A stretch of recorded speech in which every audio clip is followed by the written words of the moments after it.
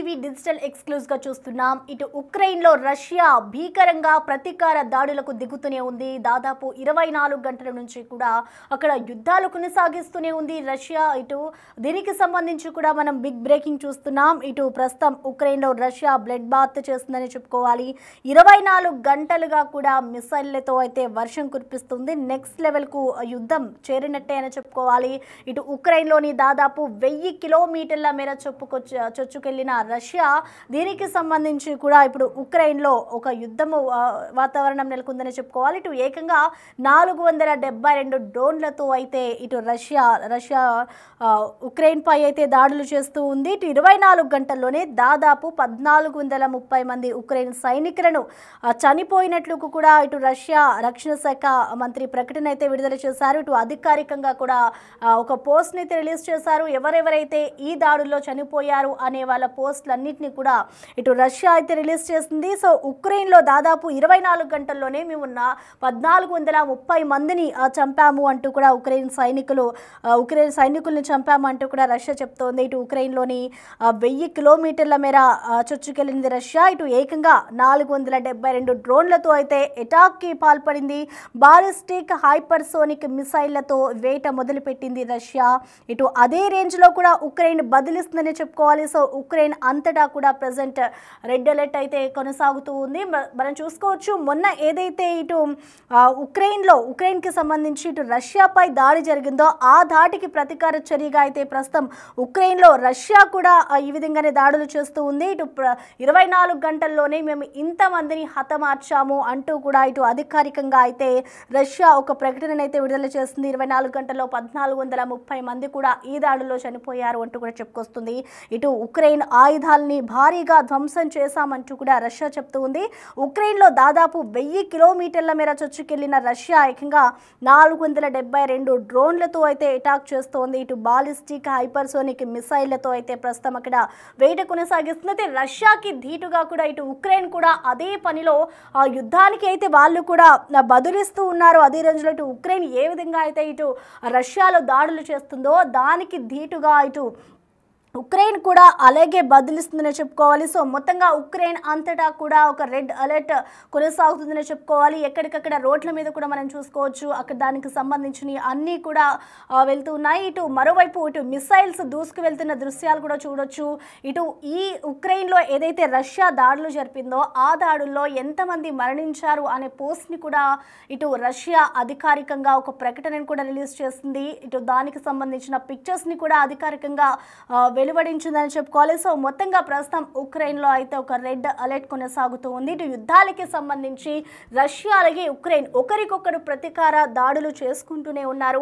ఇటు మొన్న ఏదైతే ఉక్రెయిన్లో రష్యా దాడి జరిపిందో, ఇటు రష్యాపై ఉక్రెయిన్ దాడి జరిపిందో దానికి ధీటుగా ఇంకా మేము విరుచుకు పడతాము అంటూ కూడా ఇటు సైలెంట్గా అయితే 24 గంటల్లోనే ఉక్రెయిన్లో రష్యా అయితే ప్రతీకార దాడులకు తీవ్రంగా చేస్తుందని చెప్పుకోవాలి. సో మొత్తంగా ఇటు చూసుకుంటే రష్యాకి సంబంధించి ఉక్రెయిన్ మీద అయితే ఒక భీకర దాడులు జరుపుతూ ఉంది. సో మొత్తానికి ఇటు ఉక్రెయిన్లో అయితే బ్లడ్ బాత్ కనిపిస్తుందని చెప్పుకోవాలి. సో ఇద్దరు కూడా ఇటు రష్యా దాడికి సంబంధించి ఉక్రెయిన్ కూడా అదే ధీటుగా బదులిస్తూ ఉంది. సో దీనికి సంబంధించి కూడా మనం బిగ్ బ్రేకింగ్ చూస్తున్నాం. ఇటు ఉక్రెయిన్కి సంబంధించి ఏదైతే ఉక్రెయిన్లో దాడులు చేస్తుందో రష్యా దానికి సంబంధించిన విజువల్స్ కూడా రిలీజ్ చేసింది. అధికారికంగా కూడా అక్కడ రక్షణ శాఖ మంత్రి కొన్ని పోస్టులు అయితే రిలీజ్ చేశారు. ఈ దాడిలో 24 గంటల్లోనే దాదాపు 1430 మందిని మేము హతమార్చాము, ఎవరెవరు చనిపోయారో చూడండి అంటూ కూడా ఇటు ఒక ప్రకటన అయితే రిలీజ్ చేసింది.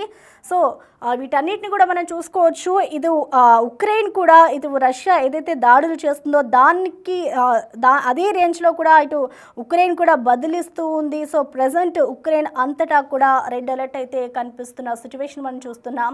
సో దీనికి సంబంధించిన పూర్తి డీటెయిల్స్ని మా ప్రతినిధి శివ అందిస్తారు. శివ, చెప్పండి, ప్రస్తుతం అయితే ఉక్రెయిన్లో అయితే రష్యా ప్రతీకార దాడులకు దిగుతోంది, అదే రేంజ్లో ఇటు ఉక్రెయిన్ కూడా బదిలిస్తూ ఉంది. సో మొత్తంగా అసలు ఏం జరుగుతుంది అనుకోవచ్చు? ప్రెసెంట్ ఇటు రష్యా జరిపిన దాడుల్లో ఇప్పటి వరకు ఎంతమంది మరణించారు? గత 3 సంవత్సరాలకు ఏదైతే రష్యా ఉక్రెయిన్ మధ్య యుద్ధం కొనసాగుతుందో అది మరింత భీకర స్థాయికి చేరుకుందని చెప్పాలి ప్రసన్న. ప్రజెంట్ ఏదైతే ఉక్రెయిన్ రష్యా భీకర ప్రతీకార దాడులు కొనసాగుతున్నాయి, 24 గంటలుగా మిసైల్ వర్షం కురుస్తోంది. ఈ యుద్ధం అనేది హై స్థాయికి చేరిందనే ప్రధానంగా ఇప్పుడున్న తాజా పరిణామాలు బట్టి అర్థమవుతుంది. 24 గంటల్లోనే దాదాపు ఇప్పటి వరకు అందుతున్న తాజా లెక్కల ప్రకారం 1430 మంది ఉక్రెయిన్ కు సంబంధించిన సైనికులు చనిపోయినట్లుగా కూడా రష్యా రక్షణ శాఖ ఒక ప్రకటన విడుదల చేసింది. ఉక్రెయిన్ ఆయుధాలను కూడా భారీగా ధ్వంసం చేశామంటూ కూడా రష్యా చెప్తుంది. ఉక్రెయిన్ లోకి 100 కిలోమీటర్ల మేర 1000 కిలోమీటర్ల మేర చొచ్చుకెళ్లింది రష్యా. ఏకంగా 472 డ్రోన్లతో అటాక్ చేసినట్లుగా తెలుస్తోంది. బాలిస్టిక్ హై పవర్ సోనిక్ మిసైళ్లతో వేటను ప్రారంభించింది. అదే రేంజ్ లో ఉక్రెయిన్ కూడా బదులిస్తున్న పరిస్థితి కనిపిస్తోంది. ఇక ఉక్రెయిన్ అంతా కూడా రెడ్ అలర్ట్ ప్రకటించింది. అక్కడున్న ప్రజలందరూ కూడా ఎక్కువ కూడా బయటకు రావద్దంటూ కూడా ఉక్రెయిన్ ప్రభుత్వం ఆదేశాలు జారీ చేసిన నేపథ్యంలో ఇద్దరు కూడా ఒకరిపై ఒకరు దాడులు ప్రతిదాడులతో అక్కడ మిసైల్ వర్షం డ్రోన్ల వర్షం కురిపిస్తోంది. అక్కడున్న ప్రజలందరూ కూడా ప్రాణ భయంతో ఆందోళన వ్యక్తం చేస్తున్న పరిస్థితి కనిపిస్తోంది. యుద్ధంలో మొత్తం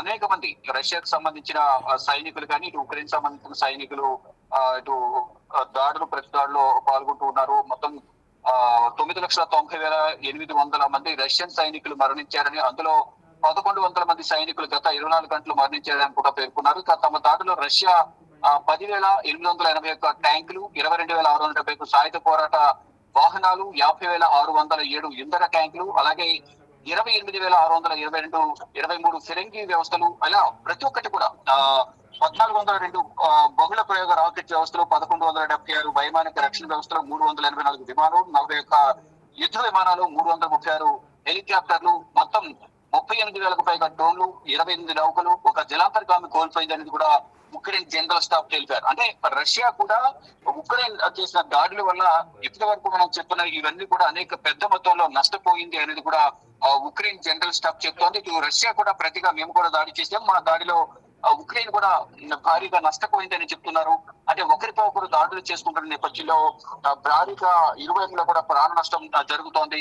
ఏదైతే ఉక్రెయిన్ సంబంధించిన భూభాగాలు ఆక్రమించే క్రమంలో ఇటు కొన్ని షరతులను రష్యా పెడుతోంది. కానీ ఆ షరతులకు కండిషన్స్ అనేది ఉక్రెయిన్ అంగీకరించడం లేదు. దీనికి సంబంధించి గతంలోని వైట్ హౌస్ లో బిల్ క్లింటన్ రష్యా అధ్యక్షుడు పుటిన్ తోనూ, మరోవైపు ఉక్రెయిన్ అధ్యక్షుడు జెలెన్స్కీతోనూ వైట్ హౌస్ లో ఇటు అమెరికా అధ్యక్షుడు డొనాల్డ్ ట్రంప్, జేడీ వ్యాన్స్ కూడా సమావేశమయ్యారు. ఇరువురి మధ్య కొంత వాగ్వివాదం కూడా గతంలో చోటు చేసుకున్న పరిస్థితి కనిపిస్తుంది. మొత్తంగా చూసుకుంటే ఎక్కడికక్కడ రెండు దేశాల్లో కూడా దాడులు ప్రతి దాడులు కొనసాగుతున్న పరిస్థితి కనిపిస్తుంది. కానీ ఇక్కడ ప్రజలు, సాధారణ ప్రజలు కూడా భయంకరమైన వాతావరణంలో అక్కడ వారు ప్రజెంట్ జీవిస్తున్న పరిస్థితి కనిపిస్తుంది. కానీ సైనికులు మాత్రం ఇరువైపులా కూడా భారీగా ప్రాణాలను కోల్పోతున్న సిచ్యువేషన్ అయితే ప్రజెంట్ అక్కడ కనిపిస్తోంది. అంటే వేల సంఖ్యలో ఇటు డ్రోన్లు కానీ ఇటు మిసైల్స్ కానీ వీరందరూ కూడా వందల సంఖ్యలో ప్రయోగిస్తున్నారు.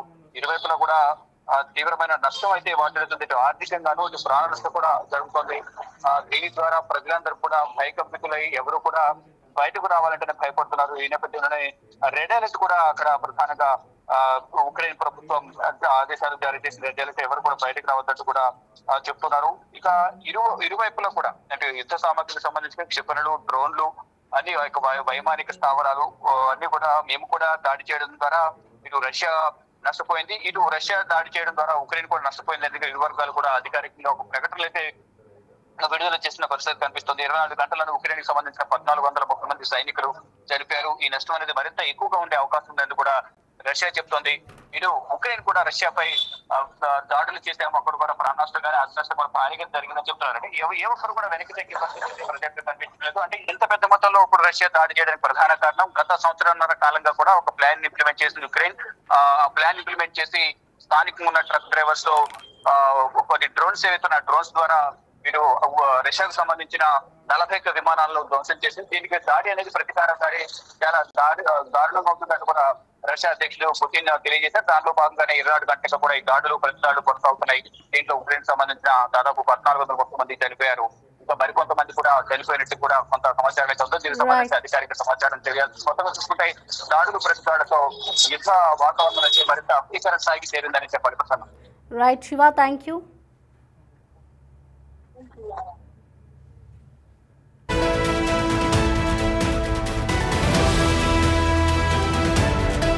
ప్రస్తుతం పరిస్థితి ఉక్రెయిన్లో రష్యా అయితే భీకర దాడులు చేస్తూ ఉంది. సో ఇప్పటి వరకు కూడా ఇటు రష్యా జరిపిన దాడుల్లో 24 గంటల్లోనే 1430 మందిని కూడా హతమార్చినట్లుగా కూడా అధికారికంగా రష్యా రక్షణ శాఖ మంత్రి అయితే ఒక పోస్టును రిలీజ్ చేశారు. దాంట్లో ఎవరెవరు మరణించారు, ఎంతమంది ఉన్నారు అనేది అయితే ఇంకా తెలియాల్సి ఉంది. సో ఇప్పటి వరకు జరిగిన దాడుల్లో అయితే ఇంతమంది చనిపోయారు అన్న వివరాలను అయితే వెల్లడించింది.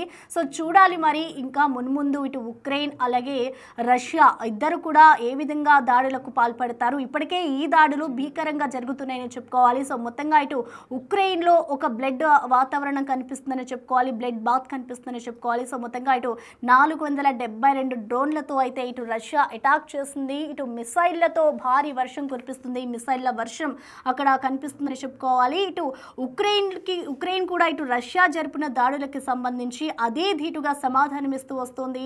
మొన్న ఉక్రెయిన్ ఏదైతే రష్యాపై దాడి చేస్తుందో దానికి ధీటుగా ఇటు సమాధానం చెప్పేందుకు కూడా రష్యా అయితే ఉక్రెయిన్లో భారీగా దాడులు జరుపుతూ ఉంది. 24 గంటల్లోనే ఇంతమంది మరణించారు అనేది కూడా ఇటు బదులిస్తూ వస్తుంది. సో చూడాలి మరి మున్ముందు ఇంకా ఇటు ఉక్రెయిన్ రష్యా మధ్య ఇంకా దాడులు ఎంతవరకు తీవ్రతరం అవుతాయి. ఇప్పుడు ప్రజెంట్ సిచ్యువేషన్ చూసుకుంటే ఒక భయంకర వాతావరణం అయితే కనిపిస్తుంది. సో ఉక్రెయిన్లో ప్రజెంట్ మొత్తం కూడా ఉక్రెయిన్ అంతటా రెడ్ అలర్ట్ను అయితే జారీ చేశారు. ఇటు భీకర రెండు దేశాలకు సంబంధించి కూడా ఇటు ఇప్పటికే భీకరంగా దాడులు కొనసాగుతున్నాయనే చెప్పుకోవాలి.